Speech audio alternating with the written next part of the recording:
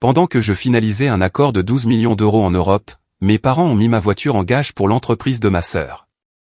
À mon retour, ma mère m'a dit, elle en avait plus besoin. J'ai dit 6 mots et son visage est devenu blanc. Je m'appelle Amandine Dubois, j'ai 29 ans, et je viens d'atterrir de Genève. J'avais passé une semaine à conclure le plus gros contrat de ma carrière. Je me sentais invincible.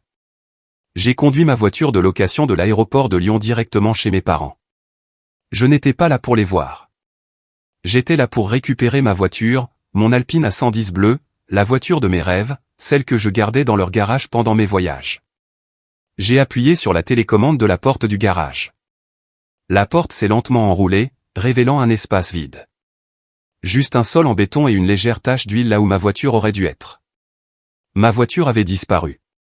Mon cœur s'est arrêté. Je suis entré dans la maison, mon sac de cabine tombant sur le sol. Ils m'attendaient. Ma mère, mon père et ma sœur Chloé. Ils étaient assis à la table de la cuisine comme des juges, leurs visages impassibles. Ils n'étaient pas surpris de me voir. Ils attendaient pour rendre un verdict. Ce qu'ils ont avoué dans cette cuisine n'a pas seulement brisé ma confiance.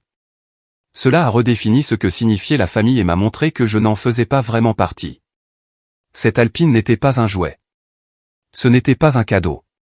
C'était 6 ans de ma vie. Je travaille chez Euroconsulting. C'est un travail à haute pression.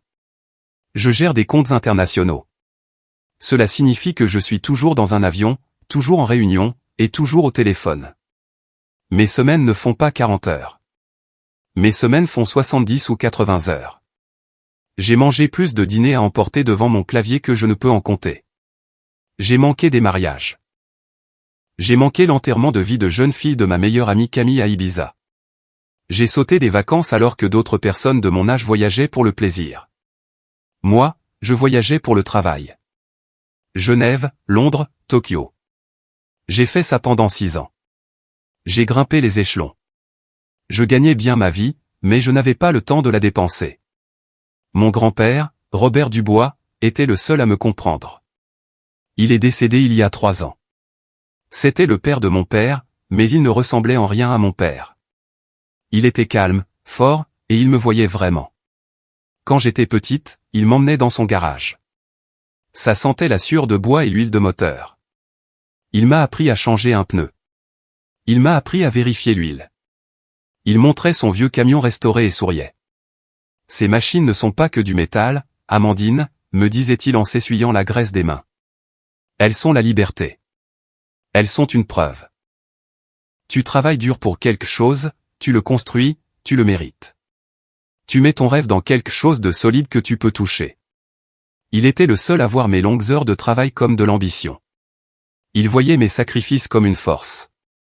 Mes parents voyaient juste mon travail comme une excuse pratique pour eux. Oh, Amandine ne peut pas venir. Elle travaille. Quand papy Robert est mort, il m'a laissé un peu d'argent. Pas une fortune, mais assez. Il a laissé le même montant à Chloé. Elle a dépensé le sien dans un voyage en Europe et une nouvelle garde-robe. J'ai mis le mien sur un compte d'épargne à haut rendement. J'y ai ajouté. Chaque prime, chaque chèque d'heure supplémentaire, je le mettais de côté. J'avais un objectif. J'économisais pour cette Alpine A110 bleue. C'était la voiture dont lui et moi parlions toujours. Elle était puissante. Elle était française. Elle était tout ce que j'avais mérité. Le jour où je l'ai finalement achetée, je suis allé seul chez le concessionnaire. J'ai payé comptant. J'ai signé les papiers et le vendeur m'a remis les clés. Je me suis assise sur le siège du conducteur. J'ai senti l'odeur du cuir neuf. J'ai vu le visage de mon grand-père dans mon esprit. J'ai posé ma tête sur le volant et j'ai pleuré. J'ai pleuré parce que je l'avais fait. J'avais rendu mon rêve solide. Il était à moi. Dans ma famille, mes rêves ont toujours été jetables. Les rêves de Chloé étaient ceux qui comptaient. Je me souviens du 16e anniversaire de Chloé. Mes parents ont organisé une immense fête dans le jardin. Il y avait au moins 40 personnes. Ils ont engagé un DJ. Ils ont loué une tente. Ils avaient un gâteau plus grand qu'elle. Je regardais depuis la fenêtre de la cuisine. J'avais 17 ans et je lavais la vaisselle du traiteur. Mon propre 16e anniversaire avait eu lieu 3 mois plus tôt. Je l'ai passé à travailler 6 heures au centre commercial à vendre des crêpes. Quand je suis rentré à la maison, ma mère m'a tendu un cupcake du supermarché. On fêtera ça une autre fois, chérie, a-t-elle dit. Les temps sont durs en ce moment. Ils n'étaient pas durs. Ils économisaient juste pour la fête de Chloé. Quand Chloé a eu son bac, ils ont loué une limousine blanche. Mon père, ma mère, ma tante et mon oncle se sont tous entassés avec Chloé et ses amis. Ils sont allés dans un restaurant chic. J'étais en 2e année d'université, cumulant 2 emplois pour payer mes livres. Je ne pouvais pas me permettre de prendre l'avion pour rentrer. Quand j'ai obtenu mon diplôme universitaire, avec la mention très bien et les félicitations du jury, je me suis assise dans le public et je les ai attendus. Mon vol était payé. J'avais juste besoin qu'ils viennent. 1 heure avant la cérémonie, j'ai reçu un texto. Vol retardé. Tellement désolé. On fêtera ça quand tu rentreras. Je savais que c'était un mensonge. J'ai vu une photo sur les réseaux sociaux plus tard. Chloé avait un petit rhume et ma mère était restée à la maison pour s'occuper d'elle. Mon père a juste suivi. Je me suis assise seule au milieu d'une marée de famille. Ma meilleure amie Camille m'a trouvé après et a pris une photo de moi tenant mon diplôme. Elle était ma seule famille ce jour-là. Le pire, c'était Noël 2018. Je suis rentré d'un voyage d'affaires, épuisé. J'avais apporté des cadeaux chers pour tout le monde. J'ai reçu un pull de grand magasin. Il était beige. Ce n'était même pas ma taille. Puis mon père a dit à tout le monde de sortir. Dans l'allée, il y avait une Peugeot 208 rouge vif flambant neuve. Un énorme nœud rouge était sur le capot. C'était pour Chloé. Elle avait 22 ans. Elle venait de quitter son 3e emploi en 1 an. Elle avait besoin d'un moyen de transport fiable pour se trouver. J'ai regardé la voiture. J'ai regardé mon pull beige. Mon père rayonnait. Ma mère pleurait des larmes de joie. N'est-ce pas merveilleux, Amandine, a demandé ma mère. Maintenant, elle peut vraiment commencer sa vie. J'ai juste hoché la tête. J'avais commencé ma vie depuis l'âge de 16 ans. Mon Alpine était différente. Je l'avais achetée moi-même. Je ne leur avais rien demandé. Je ne leur avais demandé qu'une seule chose, de la garder en sécurité dans leur garage pendant que j'étais à l'étranger. C'était la seule chose que j'avais qui n'était qu'à moi. Alors, quand je me suis tenu dans ce garage vide, puis que je suis entré dans cette cuisine, je ne regardais pas seulement un espace vide. Je regardais un schéma. Je regardais toute ma vie. Je connaissais déjà la réponse avant même qu'ils ne disent un mot. Ma voiture avait disparu et je savais exactement qui l'avait prise. Je me tenais sur le seuil de la cuisine. Mon sac de voyage me cisaillait encore l'épaule. Le silence dans la pièce était lourd. Mon père, Philippe, fixait sa tasse de café. Ma mère, Sylvie, se rongeait les ongles. Chloé regardait son téléphone, faisant comme si je n'étais pas là. Où est ma voiture? Ma voix était calme. Stable. Ça m'a fait peur de voir à quel point j'avais l'air calme. Ma mère a levé les yeux. Elle a essayé de sourire, mais a échoué. Amandine, chérie, tu es rentrée. Comment était Genève? Ne fais pas ça, ai-je dit. Où est ma voiture, maman? Elle s'est levée et s'est approchée de moi, essayant de poser ses mains sur mes bras. J'ai reculé. Je ne voulais pas qu'elle me touche. Nous devons en parler, a-t-elle dit doucement, comme si elle parlait à un enfant. Chloé avait besoin de fonds. C'est juste pour un petit moment. J'ai regardé Chloé. Elle avait 27 ans et n'avait jamais gardé un emploi plus de 6 mois. Des fonds pourquoi? C'est ma nouvelle entreprise, a glapi Chloé. Sa voix était vive, pleine d'une fausse excitation. C'est une ligne de vêtements de créateur. Une boutique en ligne. Ça va être énorme, Amandine. J'ai tout un tableau de visualisation. Un tableau de visualisation? Ils avaient pris ma voiture, mes 6 années de travail, pour un tableau de visualisation. Vous avez mis ma voiture en gage, ai-je affirmé. Ce n'était pas une question. Nous ne l'avons pas mise en gage, Amandine, a sèchement répondu ma mère, comme si le mot était sale. Nous avons pris un petit prêt contre elle. Chloé a une idée merveilleuse et elle avait juste besoin d'un petit capital de départ. Tu sais, la famille, ça s'entraide. Cette phrase m'a frappé comme un coup de poing. La famille, ça s'entraide. Chez les Dubois, c'était une rue à sens unique. Ça voulait dire qu'Amandine donne et Chloé prend. Ça voulait dire que j'étais la bête de somme et elle, le projet. Tu gagnes plein d'argent, a continué ma mère, sa voix se raffermissant. Elle construisait sa défense. Ce n'est qu'une voiture. Tu as du succès. Tu peux absorber ça. Chloé a juste besoin d'une chance. Ton père et moi étions d'accord. C'était une décision de famille. Je me suis tourné vers mon père. C'était un homme grand, mais à ce moment-là, il avait l'air si petit. Il fixait toujours sa tasse. Papa, tu as accepté ça? Tu les as laissés prendre ma voiture? Il m'a enfin regardé. Ses yeux étaient coupables, mais faibles. C'est ta sœur, Amandine. Elle avait juste besoin d'un petit coup de main. Je récupérerai la voiture quand, ai-je exigé. Quand son tableau de visualisation décollera? Elle n'a pas de business plan. Elle n'a aucune expérience. Vous ne lui avez pas donné un prêt. Vous lui avez donné ma voiture. Vous l'avez jetée à la poubelle. Tu comprendras quand ça marchera, a crié Chloé en se levant. Tu es juste jalouse. Jalouse que je fasse enfin quelque chose par moi-même. J'ai ri. C'était un son terrible. Ce n'était pas de l'humour. C'était du chagrin. C'était le son de quelque chose en moi qui se brisait pour la dernière fois. Par toi-même? Tu as utilisé ma voiture. Tu ne m'as même pas demandé. Tu m'as volé. Vous êtes restés là tous les deux à la laisser faire. Vous l'avez aidée. Ça suffit, a hurlé ma mère. Nous sommes tes parents. Nous avons fait ce que nous pensions être le mieux. C'est fait. L'argent est déjà investi. Tu ne parleras pas à ta sœur de cette façon. Je l'ai juste regardé. Investi. Tout était parti. Ma voiture, mon travail, mon seul rêve solide, parti. J'ai ramassé mon sac. Je vais à l'hôtel. Ne sois pas dramatique, Amandine, a dit ma mère, exaspérée. Je n'ai pas répondu. Je suis sorti par la porte d'entrée. Je suis monté dans ma voiture de location et je suis parti. J'ai pleuré tout le trajet jusqu'au Novotel. Je ne pleurais pas seulement pour la voiture. Je pleurais pour la petite fille qui vendait des crêpes le jour de son anniversaire. Je pleurais pour la diplômée universitaire assise seule dans les gradins. Je pleurais parce que j'avais enfin compris. Je n'étais pas leur fille. J'étais leur utilité. J'ai pris une chambre à l'hôtel.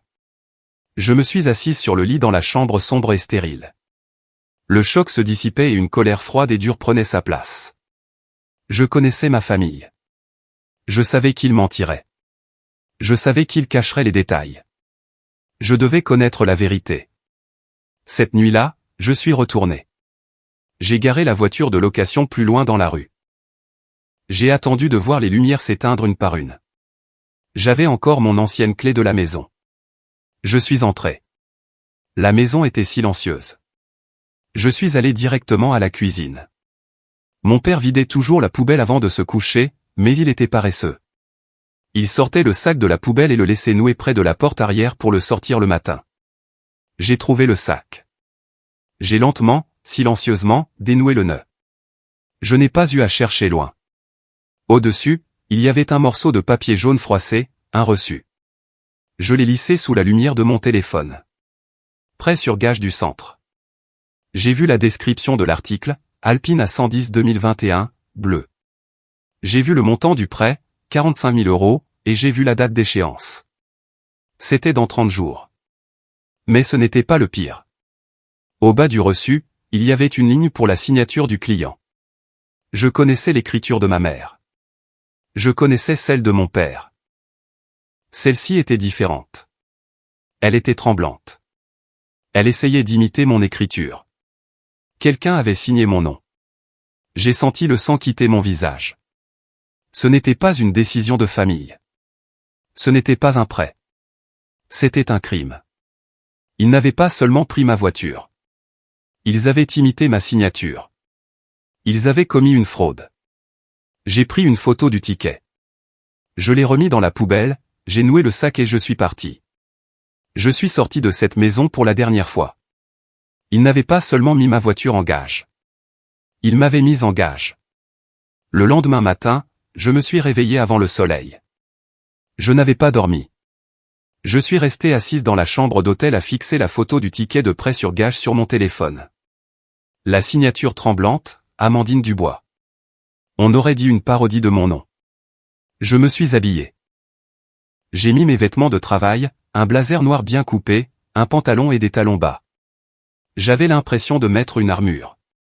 J'ai rassemblé mes documents, mon permis de conduire, mon passeport, mon badge d'employé d'Euroconsulting, une copie de la carte grise de la voiture, que je gardais toujours dans mes dossiers personnels. J'ai tout mis dans un classeur en cuir soigné. J'étais calme. J'étais concentré.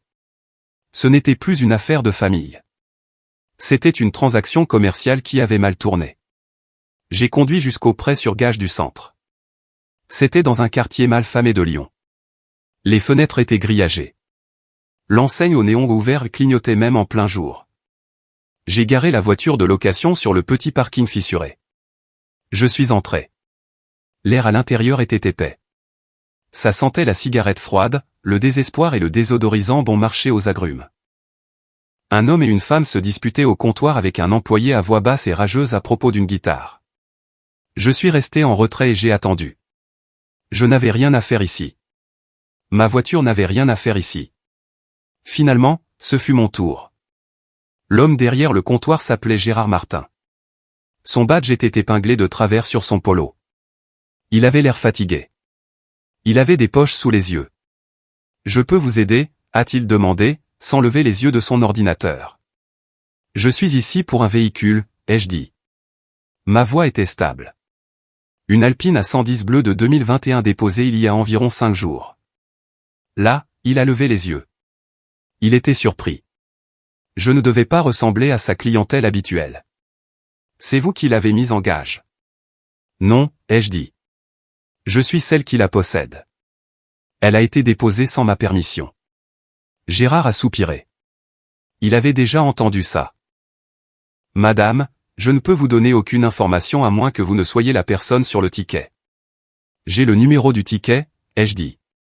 Je lui ai montré la photo sur mon téléphone. Il l'a tapé. « Ouais, l'Alpine. »« Belle voiture » a-t-il dit.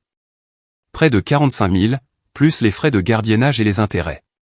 Tout est dans le dossier. » Il a sorti un épais dossier en manie d'une armoire derrière lui et l'a posé sur le comptoir. « Je dois voir l'accord de prêt » ai-je dit. Il a hésité. « Normalement, je ne suis pas censé. »« Je suis Amandine Dubois » ai-je dit. J'ai fait glisser mon permis de conduire sur le comptoir. Mon nom est sur ce dossier. Je dois voir la signature. Il a regardé mon permis. Il m'a regardé. Il a ouvert le dossier et l'a tourné pour que je puisse voir. C'était là, le document de prêt officiel. Et en bas, la signature, Amandine Dubois. C'était encore pire que sur le reçu. Le A était trop rond. La boucle du D était bancale, et le S final de Dubois était plat. Ce n'est pas ma signature, ai-je dit doucement. L'expression de Gérard est passée de fatigué à agacé. Madame, nous avons la carte grise. Nous avons la signature. La personne avait une pièce d'identité valide. Non, ce n'est pas le cas, ai-je dit. J'ai ouvert mon classeur. J'ai posé mon passeport à côté de mon permis de conduire. Puis j'ai pris un stylo de mon sac, attrapé un bout de papier sur le comptoir et signé mon nom. Voici ma signature. Regardez la courbe du S final. Regardez le A, comparez-les. J'ai montré le faux. C'est une fraude. Gérard Martin n'était pas un homme stupide. Il a regardé le document falsifié. Il a regardé mes 3 pièces d'identité. Il a regardé la signature que je venais d'écrire. Le sang a quitté son visage. Il savait que j'avais raison. Un instant, a-t-il marmonné. Il a pris le dossier et a disparu dans un bureau à l'arrière. J'ai attendu. J'ai regardé le mur de guitare derrière le comptoir. J'ai regardé la vitrine de tristes bagues d'occasion. J'avais froid. C'était réel. Un nouvel homme est sorti. Il était plus âgé, portait une cravate bon marché et une expression tendue. Ce devait être le directeur. Madame, je suis Monsieur Durand. Gérard me dit qu'il y a une divergence avec votre véhicule. Je l'ai expliqué à nouveau, calmement, simplement. Ma famille a mis ma voiture en gage sans ma connaissance. Ils ont imité ma signature sur le document de prêt. Vous êtes en possession d'un véhicule volé. Monsieur Durand était tout en affaires. Il savait ce que cela signifiait. Il connaissait les ennuis juridiques dans lesquels sa boutique se trouvait pour avoir accepté un prêt sur titre frauduleux. Il a parcouru le dossier. La personne qui l'a apporté avait une copie de votre passeport. Mes parents, ai-je dit, ils ont dû la prendre dans mes dossiers chez eux. C'était une copie, pas l'original. Vous êtes légalement tenu de vérifier avec le document original. Votre employé ne l'a pas fait. Le visage de Monsieur Durand s'est crispé. Il était en colère maintenant, mais pas contre moi. Il était en colère contre son employé et contre ma famille. Il est retourné au bureau. Je l'ai entendu au téléphone. Il parlait vite. Il parlait à ses avocats. Il est revenu. Son visage était pâle. Madame. Madame Dubois.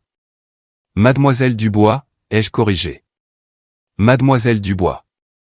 Il semble que vous ayez raison. La signature ne correspond pas à votre pièce d'identité. La pièce d'identité utilisée était une photocopie. C'est un problème sérieux. Oui, ça l'est, ai-je dit. Alors, que se passe-t-il maintenant? Nous devons traiter cela comme un crime, a-t-il dit en se frottant le front. Nous allons, bien sûr, coopérer pleinement. Nous devons déposer une plainte à la police immédiatement. Nous remettrons le dossier, les images de surveillance de la personne qui l'a apporté, tout. La police récupérera votre véhicule. Il a tendu la main vers le téléphone. Mon cœur battait la chamade. Une plainte à la police. C'était le moment. Je pouvais les envoyer en prison. Ma mère. Mon père. Chloé. J'ai imaginé ma mère se faisant menotter. J'ai imaginé le visage de mon père. J'ai imaginé la vie de Chloé être finie. Ce serait la justice. Mais je l'ai arrêté. Non. Monsieur Durand s'est arrêté, la main sur le téléphone. Quoi? Madame, c'est un crime. Usurpation d'identité. Fraude au titre de propriété. Je sais ce que c'est, ai-je dit. Ma voix était basse. Mais je ne dépose pas de plainte. Pas encore. Mais pourquoi? Ils vous ont volé. C'est ma famille, ai-je dit, les mots avaient un goût de cendre. Avant d'appeler la police, je vais leur donner une chance de réparer ça. Quel est le montant total dû, avec tous les frais, pour récupérer ma voiture aujourd'hui? Il a tapé sur son ordinateur. Avec les intérêts, le gardiennage et les pénalités. 47 250 €. J'ai hoché la tête. Et combien de temps ai-je avant que le prêt ne soit en défaut et que la voiture ne soit vendue aux enchères? 30 jours à compter de la date du prêt. Donc, il vous reste 25 jours. Merci, Monsieur Durand, ai-je dit. J'ai ramassé mes pièces d'identité et les ai remises dans mon classeur. Vous n'appellerez pas la police. Vous attendrez. Si ma famille ne vous rembourse pas, je le ferai. Et ensuite, je m'occuperai d'eux. Mais je ne les envoie pas en prison. Pas avant d'avoir planifié comment. Je suis sorti du prêteur sur gage. Le soleil était brillant et me faisait mal aux yeux. J'avais la vérité. J'avais le pouvoir. J'avais la confirmation que c'était une fraude. Et maintenant, j'avais un choix. Je n'étais pas prête à les détruire. J'étais prête à leur faire comprendre. J'étais prête à les faire payer. Je suis retourné à l'hôtel, mais je ne pouvais pas entrer. Je ne pouvais pas m'asseoir dans cette chambre calme et vide.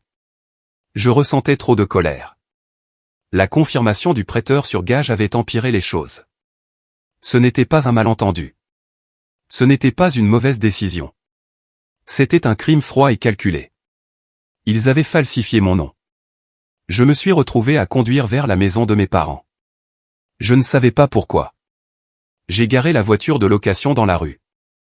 Je suis juste resté assise là à regarder la maison où j'ai grandi. Elle avait l'air si normale. Une belle maison de banlieue à Lyon. Pelouse verte. Un grand chêne dans lequel je grimpais. On aurait dit une maison heureuse. C'était un mensonge. J'ai vu que la voiture de ma mère était partie. Le camion de mon père était parti.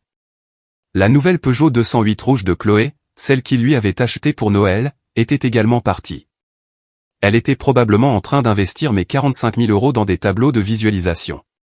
Je suis entré. La maison était vide. Le silence était lourd. Je suis allé dans le salon. Sur la bibliothèque, il y avait une rangée d'épais albums photos reliés en cuir. Ma mère adorait prendre des photos. J'en ai sorti un. Chloé et Amandine, 1996 à 2005. Je l'ai ouvert. Les 10 premières pages étaient toutes consacrées à Chloé. Le premier récital de ballet de Chloé. Ma mère au premier rang en train d'applaudir. Le premier match de baseball de Chloé. Mon père est l'entraîneur. J'ai tourné quelques pages. J'ai trouvé mon 9e anniversaire. Il y avait une photo. Moi dans le jardin avec un gâteau acheté en magasin. La page suivante était le 7e anniversaire de Chloé. Une double page entière. Un château gonflable, un clown, 20 autres enfants. J'ai sorti un autre album. Les années lycée. Celui-ci était presque entièrement consacré à Chloé. Page après page. Chloé au bal de promo dans une robe bleue scintillante. Chloé à son concert de chorale. Chloé dans son uniforme de pom-pom girl. Chloé, Chloé, Chloé. J'ai trouvé la section pour son 16e anniversaire. La grande fête, le DJ, l'énorme gâteau, ma mère et mon père la serrant dans leurs bras, tous deux rayonnant de fierté. J'ai cherché mes photos. J'en ai trouvé une de moi à ma remise de diplôme du lycée. J'étais debout seul, tenant mon diplôme. J'étais major de ma promotion. Je me suis souvenu de ce jour. Mes parents étaient là, mais ils se sont assis au fond. Ils ont dit qu'ils ne voulaient pas faire d'histoire. Après la cérémonie, ils ont dit qu'ils étaient pressés. Chloé avait un tournoi de football. Nous ne sommes même pas sortis pour un déjeuner de célébration. J'ai continué à feuilleter. J'ai trouvé les photos de Noël 2018. Chloé criant de joie, serrant mon père dans ses bras devant sa nouvelle voiture rouge. Il y avait une douzaine de photos de la voiture, de Chloé au volant. J'ai trouvé une photo de moi de ce jour-là. J'étais assise sur le canapé, tenant le pull beige. Mon sourire était crispé. J'avais l'air fatigué. J'avais l'air invisible. J'ai fermé le livre. J'ai eu la nausée. Tout était là. Ce n'était pas dans ma tête. Je n'étais pas trop sensible comme ma mère le disait toujours. C'était la vérité, documentée en photo brillante 10x15. J'étais la responsable. J'étais la fiable. Donc, j'étais l'invisible. Chloé était le projet. C'était elle qui avait besoin d'aide et de soutien. J'étais juste la banque. Je suis resté assise là, par terre, entouré de preuves de ma négligence émotionnelle, et le téléphone de la maison a sonné. Ça m'a surprise. J'ai regardé l'identification de l'appelant. Oncle Laurent. Oncle Laurent était le frère de mon père. Il était différent. Il était de la même trempe que mon grand-père, Robert. Il parlait franchement. Je ne lui avais pas parlé depuis des mois. J'ai décroché le téléphone. Amandine, c'est toi. Sa voix était un grondement profond. Salut, oncle Laurent. Je suis content de t'avoir. Ton père m'a appelé ce matin. Mon estomac s'est noué. Ah oui. Il essayait de raconter une histoire. Il voulait que je te parle pour te raisonner.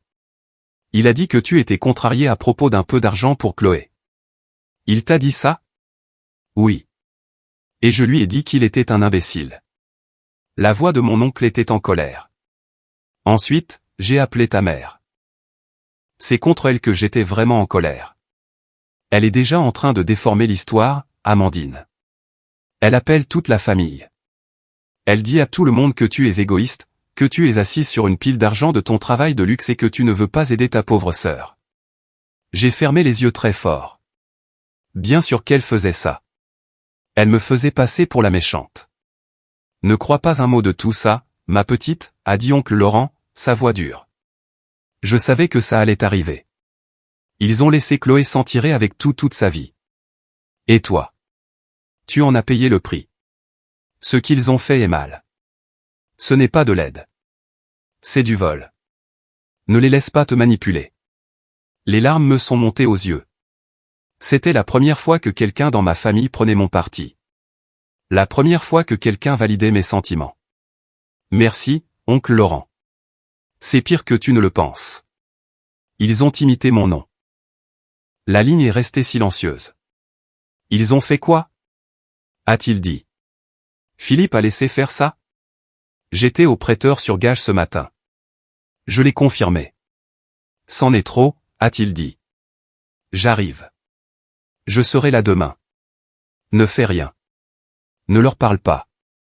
Toi et moi allons gérer ça. Ce n'est pas seulement mal. C'est criminel. Il a raccroché avant même que je puisse dire au revoir. J'ai senti une petite lueur d'espoir. Je n'étais pas seul. Quelques minutes plus tard, le téléphone a de nouveau sonné.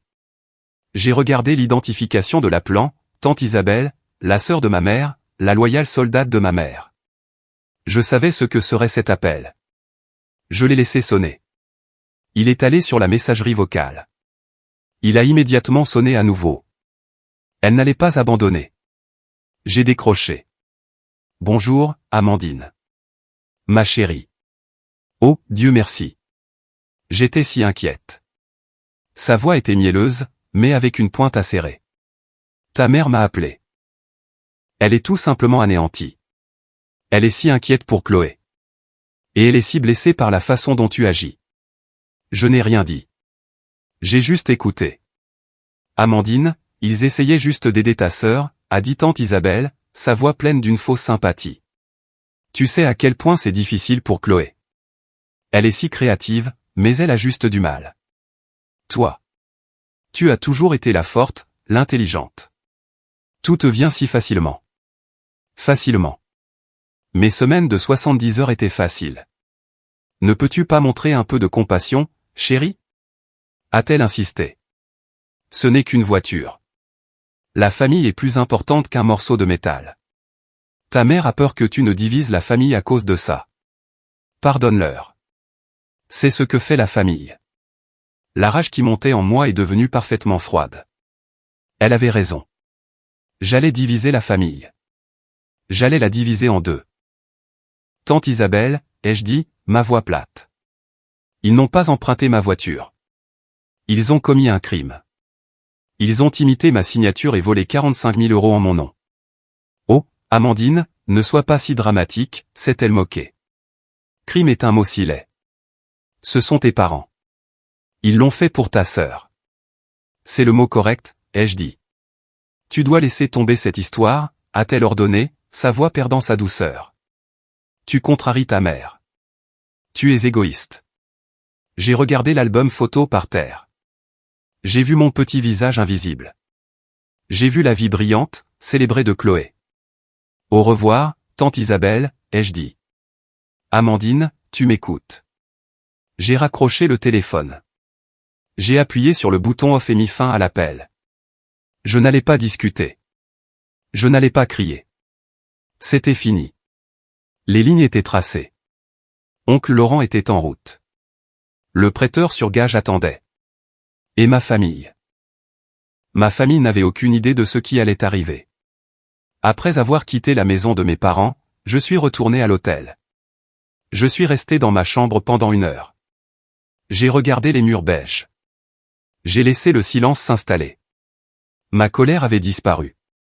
Elle s'était consumée. Et maintenant, je me sentais juste froide et lourde, comme une pierre. J'avais la vérité. J'avais les albums photos. J'avais oncle Laurent en route. J'avais la confirmation du prêteur sur gage. J'avais le crime, mais il me manquait une pièce. Je devais voir Chloé.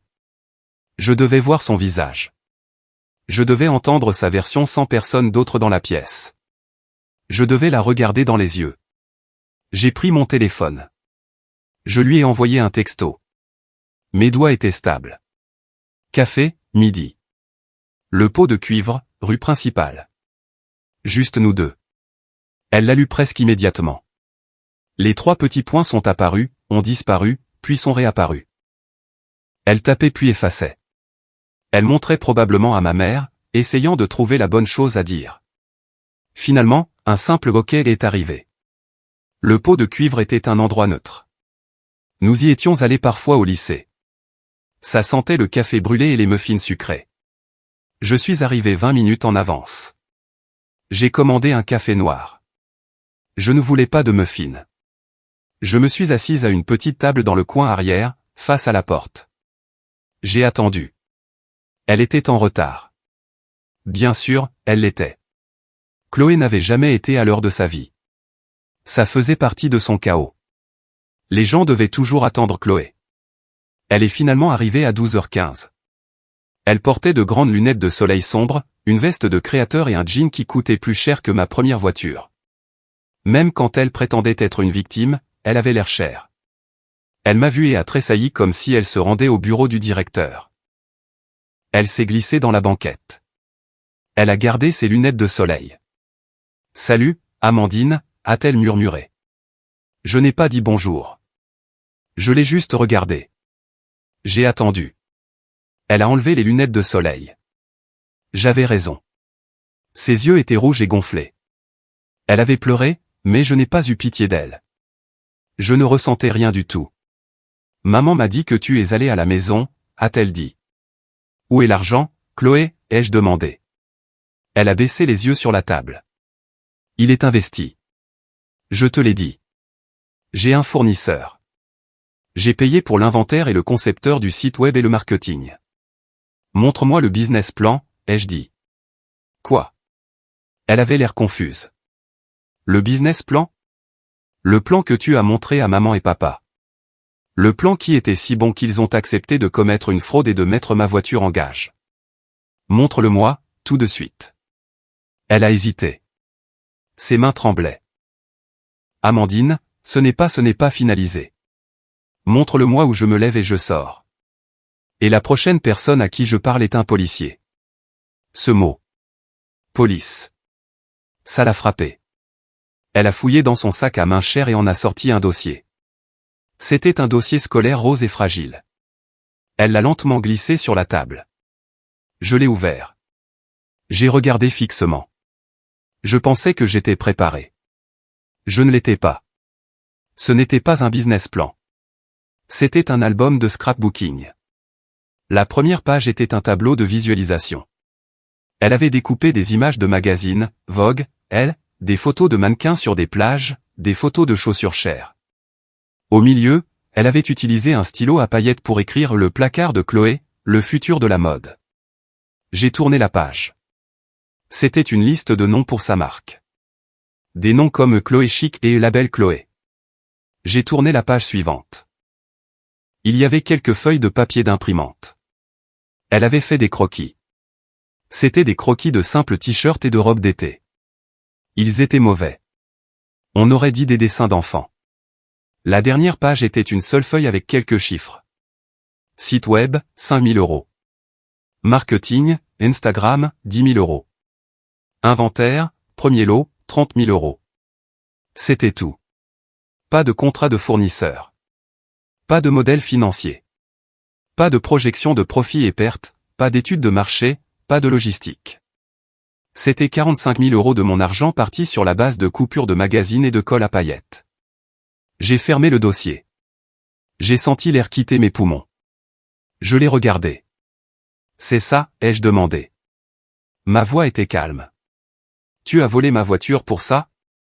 C'est laquelle a craqué. Les larmes qu'elle retenait ont juste débordé. Elle s'est mise à sangloter en plein milieu du café.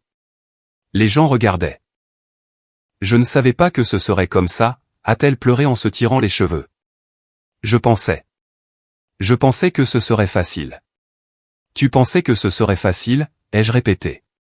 Les mots étaient morts. Oui, tu ne comprends pas, a-t-elle dit, sa voix s'élevant. Tout le monde te regarde toujours. Amandine, la grande consultante. Amandine, qui gagne tant d'argent. Amandine, si intelligente, si forte. Tu es parfaite. Je ne suis pas parfaite, Chloé. Je travaille. Je travaille tous les jours. Non, tu ne comprends pas, a-t-elle à moitié crié. Je voulais juste une chose. Je voulais une chance de prouver que je pouvais faire quelque chose. Tout le monde me compare à toi. Toute ma vie, maman, papa, même oncle Laurent, c'est toujours, pourquoi ne peux-tu pas être plus comme Amandine? Je pensais que si j'avais ça, si j'avais cette seule chose réussie, il me verrait enfin. Je l'ai juste regardé. J'avais attendu toute ma vie des excuses, qu'elle voie ce qu'elle avait fait.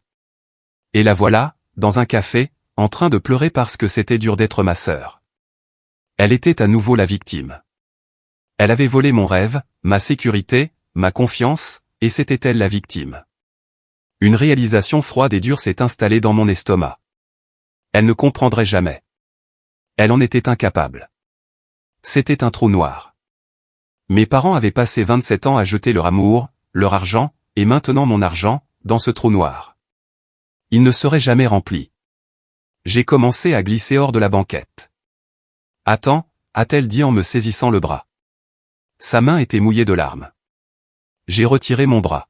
« S'il te plaît, Amandine » a-t-elle murmuré. Elle était désespérée.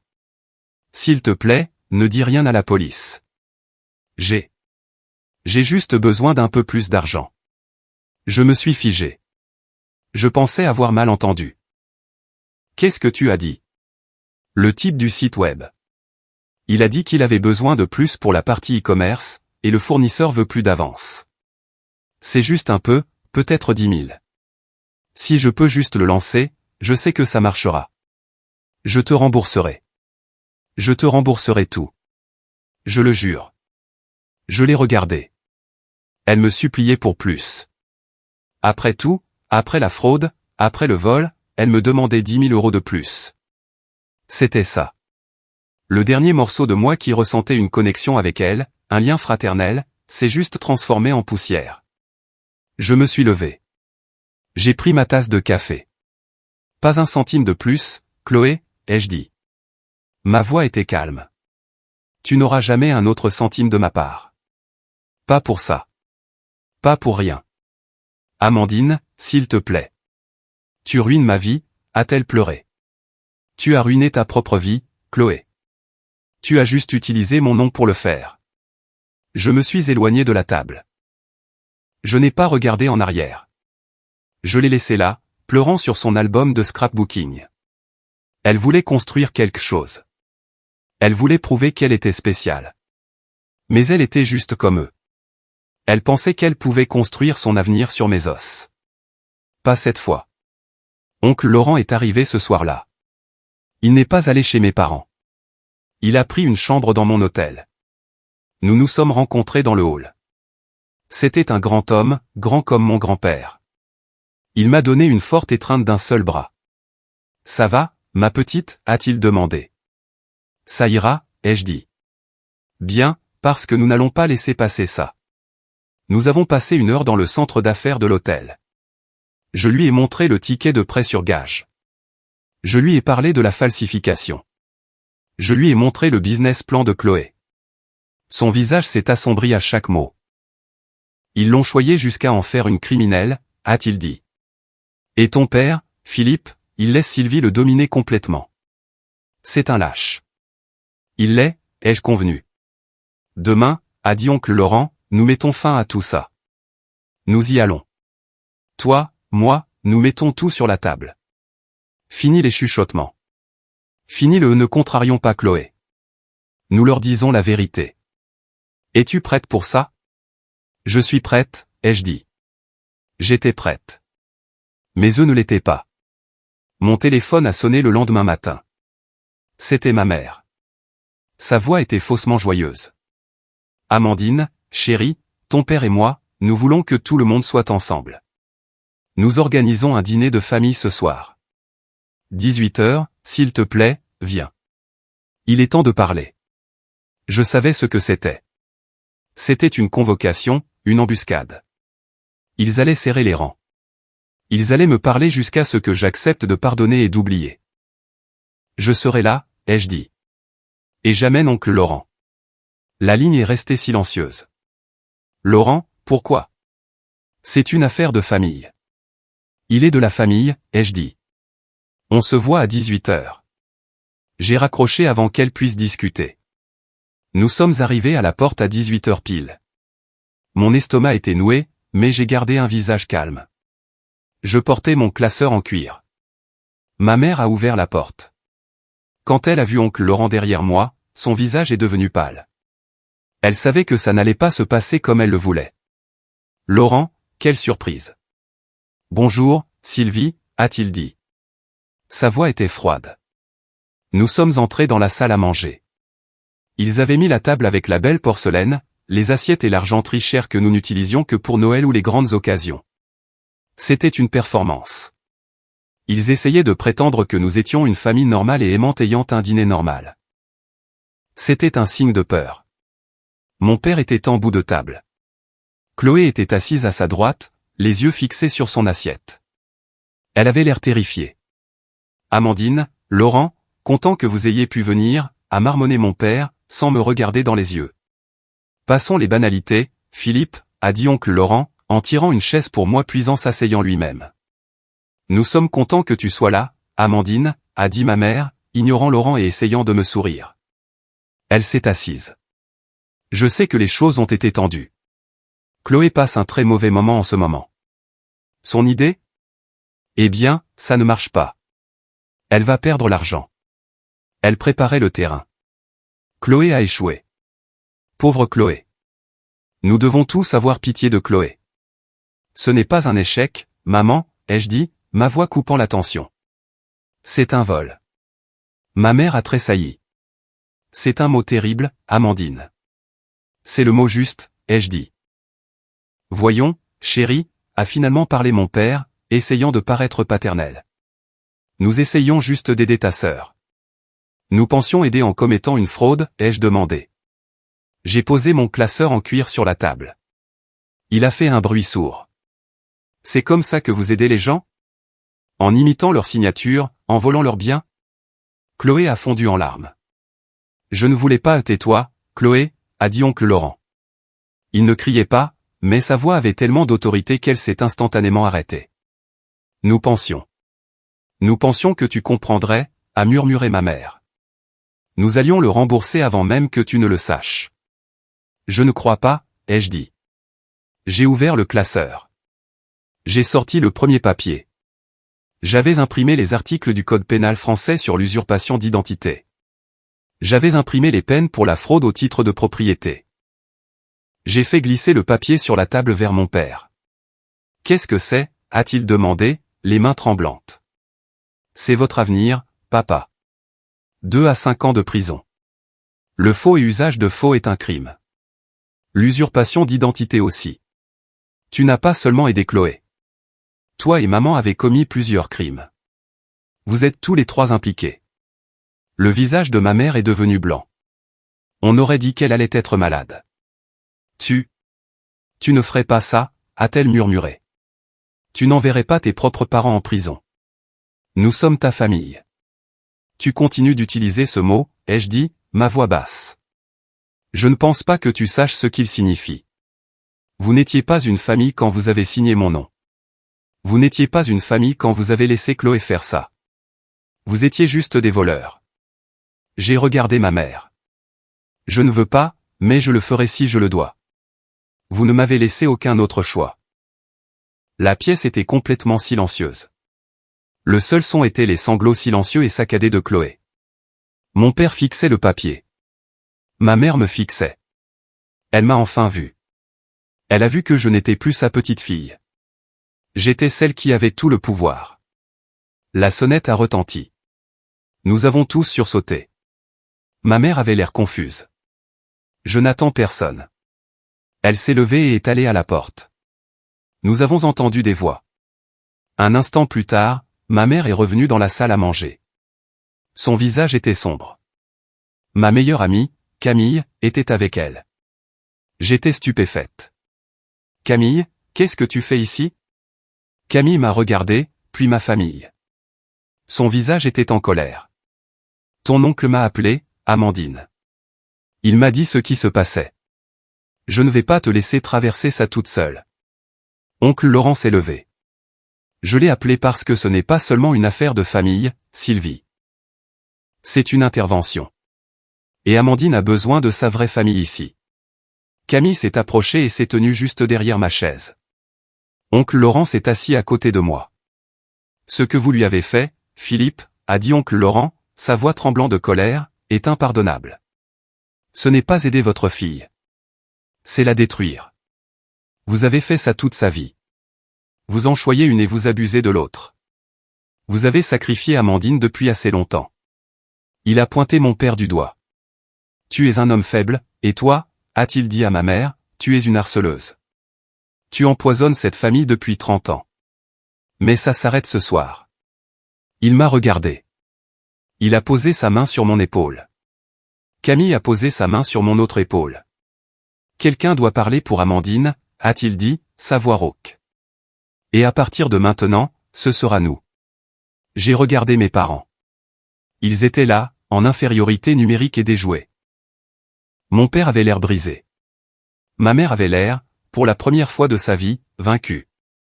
Je n'étais pas seul. Je n'étais pas l'invisible. Et pour la première fois de ma vie, je n'étais pas en infériorité numérique à la table de ma propre famille. La confrontation à la table du dîner n'était pas la fin. C'était le début. Le lendemain, j'ai reçu un appel de Monsieur Durand du prêteur sur gage. Sa voix était nerveuse. Mademoiselle Dubois, nous avons un problème. Nos assureurs examinent le prêt frauduleux. Ils veulent que la voiture soit retirée de nos comptes. Ils avancent la date de la vente aux enchères. Mon cœur s'est arrêté. Quoi? Vous aviez dit que j'avais 25 jours. C'est vrai, mais la fraude change les choses. Ils ne veulent pas être responsables. Ils vous donnent 10 jours. 10 jours pour payer le montant total. 47 250 €.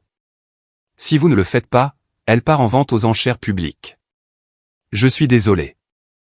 Mes mains sont liées. 10 jours. 10 jours pour trouver près de 50 000 €. J'ai raccroché. J'ai appelé oncle Laurent et Camille. Nous nous sommes retrouvés dans ma chambre d'hôtel. Je tremblais. Ils ne peuvent pas faire ça, ai-je dit. Si, ils le peuvent, ma petite, a dit oncle Laurent. C'est leur propriété jusqu'à ce que ce soit payé. Et en ce moment, c'est une patate chaude. Alors, qu'est-ce qu'on fait, a demandé Camille. Tu as autant de liquide, Amandine? Non, ai-je dit, la voix tendue. Pas en liquide. La plupart de mon argent est dans des comptes de retraite et des actions. Si je le retire, les pénalités seront énormes, et ça prendrait des jours. Nous n'avons pas des jours. Alors, ils doivent payer, a dit oncle Laurent. Il a pris son téléphone. J'appelle ton père. Il l'a mis sur haut-parleur. Mon père a décroché à la première sonnerie. Laurent. Philippe, vous avez un nouveau problème. Le prêteur sur gage vend la voiture dans 10 jours. Vous devez trouver 47 250 € maintenant. La ligne était silencieuse. J'ai entendu la voix de ma mère en arrière-plan. Quoi? Qu'est-ce que c'est? Nous n'avons pas ça, Laurent, a dit mon père. Sa voix était un faible murmure. Nous n'avons rien qui s'en approche. Alors, vous feriez mieux de le trouver, a dit oncle Laurent. Vendez la voiture de Chloé. La rouge que vous lui avez achetée. C'est un début. Vendez les bijoux de votre femme. Prenez une deuxième hypothèque sur la maison. Je m'en fiche. Vous avez créé ce gâchis. Vous avez 10 jours pour le réparer. Ou Amandine va à la police. C'est votre seule chance. Il a raccroché. Les 10 jours suivants ont été les plus longs de ma vie. C'était un compte à rebours vers la rédemption ou un compte à rebours vers la ruine. La course a commencé.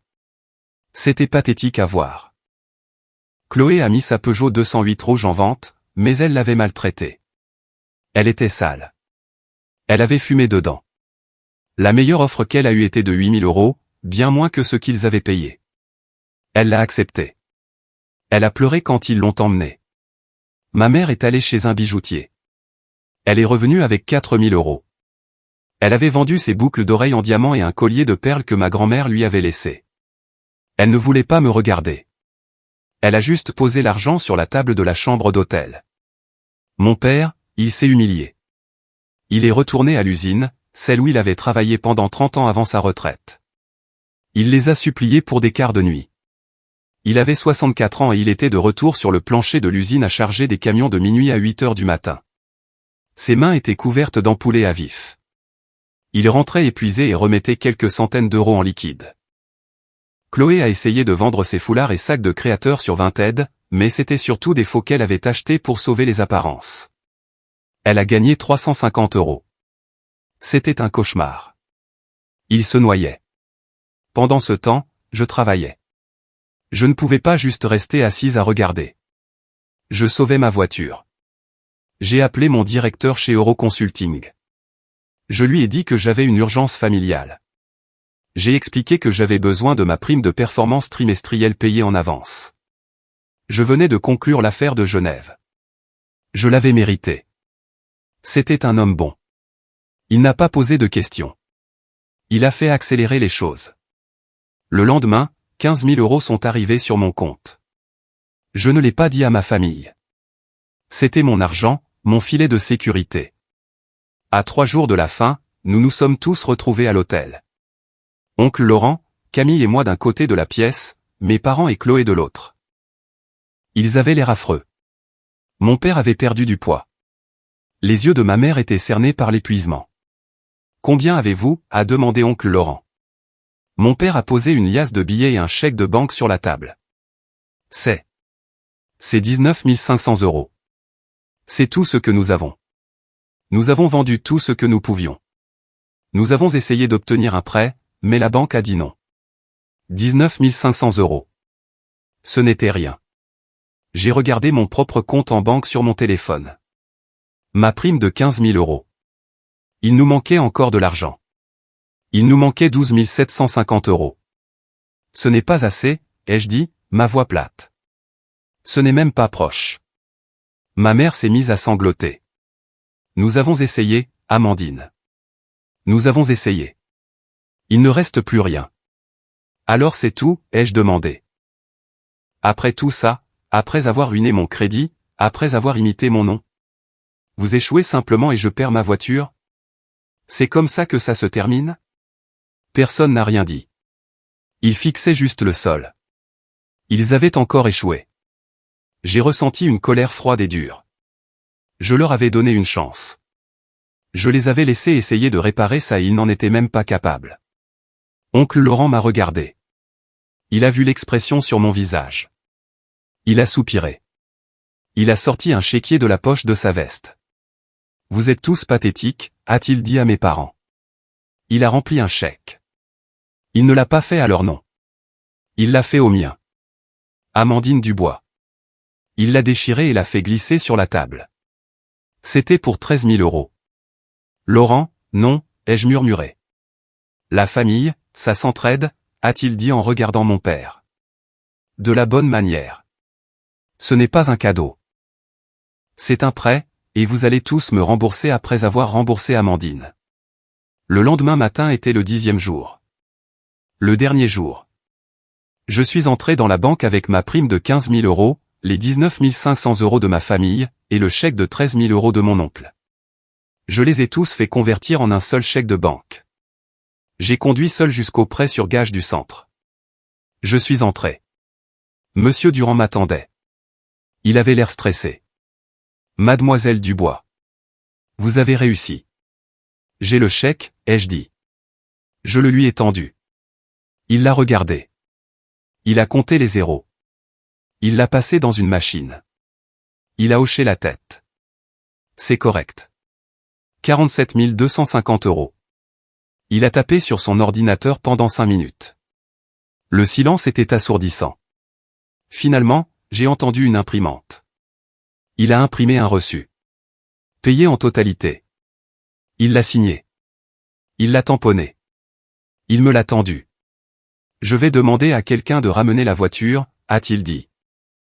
J'ai attendu dehors sur le parking fissuré. 1 minute plus tard, je l'ai entendu. Le grondement bas et profond du moteur. Mon moteur. Elle a tourné au coin de la rue.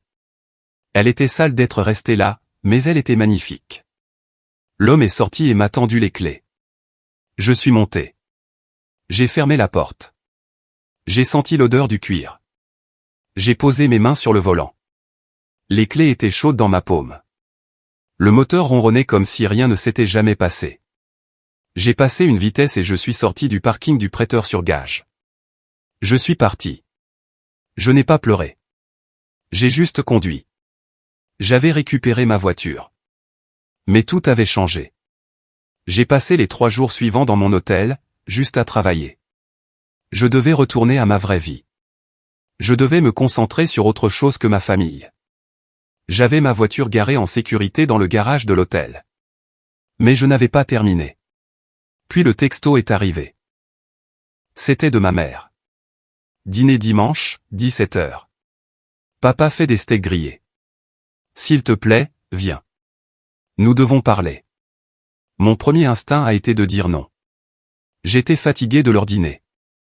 J'étais fatigué de leur discussion.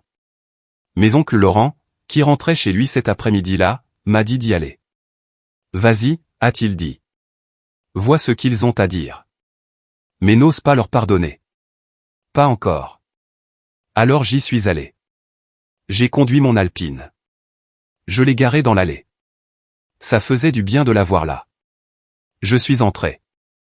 La maison était silencieuse. La belle porcelaine était partie.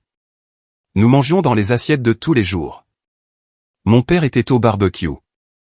Ma mère était dans la cuisine. Chloé était sur le canapé, fixant la télé. C'était silencieux, gênant. Nous nous sommes assis pour manger. Les steaks étaient trop cuits. Personne n'a dit un mot pendant 10 minutes. C'était le repas le plus honnête que nous ayons jamais eu. Finalement, mon père a posé sa fourchette. Il s'est essuyé la bouche. Il a sorti un morceau de papier plié de la poche de sa chemise. Il m'a regardé. Ses yeux étaient rouges. J'ai écrit quelque chose, a-t-il dit. Sa voix était épaisse. Il a déplié le papier. Ses mains tremblaient si fort qu'il pouvait à peine le lire. Amandine, a-t-il commencé. J'ai trahi ta confiance. J'ai échoué en tant que père. Je suis resté là et j'ai laissé ta mère et ta sœur. Je les ai aidés. Je les ai aidés à te faire du mal. Je savais que c'était mal. J'étais un lâche. J'ai été un lâche toute ta vie. Je t'ai laissé tomber. Je suis tellement désolé. Il a posé le papier. Il ne pouvait pas me regarder. Il pleurait. Pas de gros sanglots, mais des larmes silencieuses et lourdes qui coulaient sur son visage et dans son assiette. Ma mère le regardait. Elle ne pleurait pas. Elle avait juste l'air vieille. Elle avait l'air brisée. Puis Chloé a murmuré, « Je te rembourserai, Amandine. Je rembourserai tout. Le tien et celui d'oncle Laurent. Je vais trouver un travail. Un vrai. J'ai postulé à la poste. Je te rembourserai. Chaque centime. » Je les ai regardés. Eux 3, vaincus. C'était ça. C'était les excuses. Ce n'était pas le pardon. Ce n'était pas la fin d'un chapitre. Je n'ai pas ressenti une vague d'amour pour eux. Je me sentais juste vide. C'était la prise de responsabilité. C'était le début. Mais ce n'était pas assez. Je suis contente que vous ressentiez ça, ai-je dit, ma voix égale. Parce que nous n'avons pas fini. Le lendemain, j'étais dans un immeuble de grande hauteur en centre-ville. Le bureau était tout en verre et en bois clair. Mon avocate, Maître Leclerc, était une femme vive et intelligente en tailleur bleu. Je l'avais trouvée en ligne. Elle était spécialisée dans les crimes financiers. J'avais passé 1 heure à lui exposer toute l'histoire. La voiture, le ticket de prêt, la falsification, le business plan, le compte à rebours. Elle s'est penchée en arrière dans son fauteuil. Mademoiselle Dubois, soyons clairs. Vous avez un dossier très solide. Fraude au titre de propriété, usurpation d'identité, complicité. Avec votre témoignage et celui du directeur du prêteur sur gage, il pourrait aller en prison. Tous les 3. Vos parents pour la fraude. Votre sœur pour complicité et recel de fonds. Il serait presque certainement condamné. Elle a laissé cela en suspens. La prison. J'ai pensé aux mains tremblantes de mon père. J'ai pensé aux yeux vides de ma mère. J'ai pensé à Chloé postulant à un emploi à la poste. Je ne veux pas qu'ils aillent en prison, ai-je dit. Maître Leclerc a hoché la tête. Elle s'y attendait. Alors, que voulez-vous? Quelle est l'autre option? Je veux être remboursé, ai-je dit. Je veux tout récupérer. Les 47 250 €, les 13 000 € pour mon oncle, le coût de ma chambre d'hôtel pour 2 semaines, le coût de ma voiture de location, les honoraires de l'avocat pour cette réunion, tout. Et je veux que ce soit légal. Je veux que ce soit contraignant. Je veux qu'il soit lié à ça jusqu'à ce que ce soit terminé. Maître Leclerc a souri. C'était un sourire fin et acéré. Ça, je peux le faire. Elle a fait glisser un papier sur le bureau. C'était un modèle, un contrat de remboursement légal. Nous appellerons cela une reconnaissance de dette et un protocole d'accord transactionnel. Il détaillera la dette complète. Nous fixerons un échéancier de paiement. Nous inclurons des intérêts. Nous inclurons également une clause de reconnaissance de culpabilité. Cela signifie que s'il manque un seul paiement, vous pouvez les poursuivre en justice et obtenir un jugement pour le montant total restant immédiatement, sans procès. Pas de prison, mais c'est contraignant. C'est exécutoire. Ça les suivra pour toujours jusqu'à ce qu'ils soient quittes. Celui-là, ai-je dit. Faites celui-là. Nous avons passé 1 heure à le rédiger. Le montant total s'élevait à 64 300 €. Nous avons fixé le paiement à 1 000 € par mois. Il leur faudrait plus de 5 ans pour le rembourser. J'ai organisé la réunion finale. Le dimanche suivant, de retour à la maison, j'ai amené Maître Leclerc avec moi. Ma famille était assise sur le canapé. Ils avaient l'air nerveux. Voici Maître Leclerc, ai-je dit. C'est mon avocate. La main de ma mère a volé à sa bouche. Maître Leclerc était tout en affaires. Elle ne s'est pas assise. Elle a posé le contrat sur la table basse. Ceci est un contrat de remboursement légal, a expliqué Maître Leclerc. Il détaille la dette que vous devez à Amandine Dubois et à Laurendine. Il stipule un paiement mensuel de 1 000 € dû le premier de chaque mois. Ce n'est pas négociable. Elle a étalé 3 copies. Vous signerez chacun. Philippe, Sylvie, Chloé, vous êtes tous également responsables de la dette. Si l'un de vous ne peut pas payer, les 2 autres le doivent. C'est ce qu'on appelle la responsabilité solidaire. Mon père l'a pris. Il l'a lu. Ma mère a lu par-dessus son épaule. Chloé fixait juste le sol.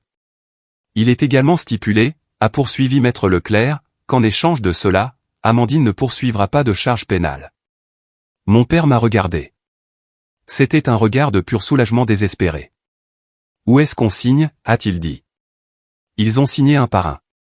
Mon père, sa main stable cette fois. Ma mère, sa signature serrée et en colère. Chloé. Sa signature était un gribouillage enfantin. J'ai signé en dernier. Maître Leclerc a signé en tant que notaire. Elle a rangé ses copies. J'ai rangé la mienne. Vous recevrez un carnet de coupons de paiement par la poste, a dit Maître Leclerc.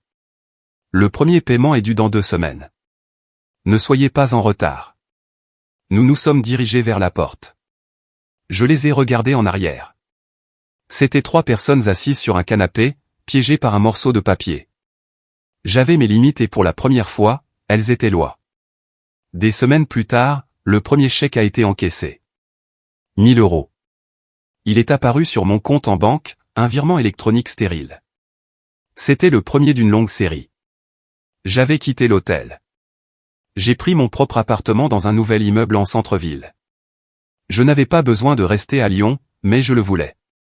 Je ne voulais pas retourner en courant à Genève. Je ne voulais pas courir, point. Mon Alpine était dans le garage en sous-sol, en sécurité et propre. Un samedi clair et froid de fin d'automne, j'ai enfin fait ce que je voulais faire depuis 1 an. Je suis monté dans ma voiture. J'ai conduit vers l'ouest, hors de la ville. J'ai pointé la voiture vers les Alpes françaises. J'ai pris la 7 vers les montagnes. L'air est devenu fin et froid. Le ciel était d'un bleu profond et vif. J'ai baissé les vitres. L'air de la montagne s'est engouffré, sentant le pain et la neige. J'avais l'impression de pouvoir enfin respirer.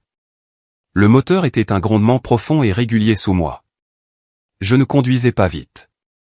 Je conduisais simplement. J'ai pensé à mon grand-père, Robert. Je me suis souvenu de son garage qui sentait l'huile et la sueur. Je me suis souvenu de ce qu'il m'avait dit. Ce n'est pas la voiture qui compte, Amandine. C'est ce qu'elle représente. J'ai enfin compris ce qu'il voulait dire. Quand j'ai acheté cette voiture, elle représentait le succès. C'était un trophée. C'était la preuve pour mes parents que j'avais réussi, que j'avais mérité quelque chose. Je l'avais agité sous leur nez en silence. Voyez-moi, reconnaissez-moi, soyez fiers de moi. Et ils avaient pris ce trophée, et ils l'avaient écrasé. Mais maintenant, en conduisant sur cette autoroute de montagne, la voiture signifiait quelque chose de différent. Elle ne représentait plus mon succès. Elle représentait ma valeur. Ce n'était pas un trophée. C'était une survivante. Tout comme moi. Je m'étais battu pour elle. Je m'étais battu pour moi-même. J'avais affronté ma famille. J'avais affronté leurs mensonges, leurs manipulations, leurs 30 ans de négligence émotionnelle. J'avais affronté la petite fille en moi qui voulait juste que ses parents la voient. Et j'avais gagné. Cette voiture, ce métal, ce moteur. C'était la preuve physique que j'en avais fini d'être leur utilité. J'en avais fini d'être l'invisible. J'avais tracé une ligne. J'avais construit une frontière et je l'avais fait respecter par la loi. Je me suis arrêté à un point de vue panoramique. Je suis sorti. Le vent était vif. J'ai regardé les vallées. Elles étaient immenses, vastes et silencieuses. Mon téléphone a vibré dans ma poche. C'était un texto de Camille. Brunch demain, 10 heures. J'ai souri. Absolument. À demain. J'ai rangé mon téléphone. J'avais ma famille choisie. J'avais mon travail. J'avais ma voiture. J'ai pensé à mes parents et à Chloé. Ils étaient de retour dans cette maison, dans cette banlieue calme. Ils étaient probablement dans la cuisine à se disputer à propos d'argent, à se disputer pour savoir qui paierait quoi pour le chèque mensuel. Ils étaient piégés. Piégés par leurs propres actions, par leurs faiblesses, par le contrat qu'ils avaient signé. Je ne les détestais pas. Je ne ressentais plus de colère. Je me sentais juste calme. Je ressentais de la pitié, mais surtout, je me sentais juste libre. Je suis remonté dans l'Alpine. J'ai tourné la clé. Le moteur a rugi, résonnant contre les montagnes. J'ai ramené la voiture vers l'autoroute. La route devant moi était la mienne. Et cette fois, j'étais la seule au volant. Si vous avez déjà dû vous battre pour le respect de votre propre famille, si vous avez déjà été le responsable que l'on tient pour acquis, souvenez-vous que le silence n'est pas une faiblesse. Ce n'est pas le pardon. C'est la guérison.